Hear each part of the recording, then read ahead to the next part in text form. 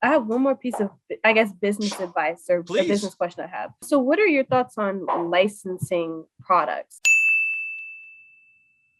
Yeah, so if anybody wants to get into a category they're not really familiar with, like you just said, the licensing expo, you should go to any trade show that you want and walk the show. Just walk the show, don't exhibit. And the beautiful thing about where we are today is you probably go to a trade show in your living room because they're probably going to Zoom and broadcast the trade show. Licensing is critical. It is one of the best ways to scale.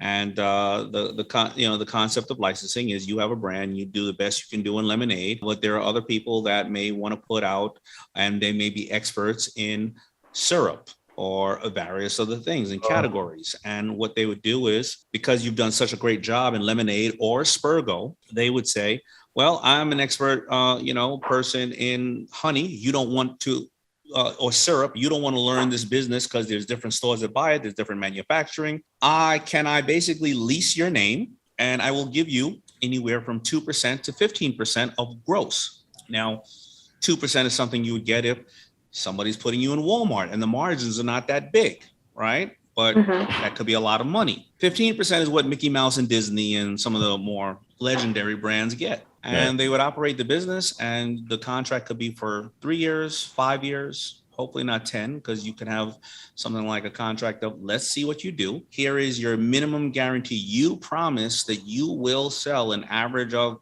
$200,000 a year, and I get 10%, which is $20,000 a year. That's $200,000 the first year. Then you do the second year at $500,000 and the third year at $1 million. That's 1.7. I get $170,000 minimum guaranteed. And if you do the 1.7 in sales and you want to renew the contract, there's an automatic renewal. So let's hope that the business goes well. Sometimes they'll fall short. They won't necessarily do the right things. You may say also, just like any contract, you can go in these stores, not these stores. You can't go underpriced. You've got to get goods that are manufactured in this area, or make sure there are no questionable practices when manufacturing. And if everybody agrees on that, you have a good chance of scaling. And then another person basically runs the business. You may have only cleared 24 or 25% anyway if you had invested all that money, because they'll put all the money up, they'll put advertising, and now you get 10%, and that's why Kevin O'Leary loves it so much. So when FUBU was growing, I licensed out categories. I was really good at menswear. I licensed out boys, boots, bags, ladies, fragrance. I licensed out all that. Then I would license out countries. You can take Japan. You can take Australia. So there's so many different forms of licensing. I would highly recommend you get into knowing it, because you want to go to the show. I can contact you with certain people, because they may want to license Mikaila more than they want to license the lemonade, or they may want to license the lemonade.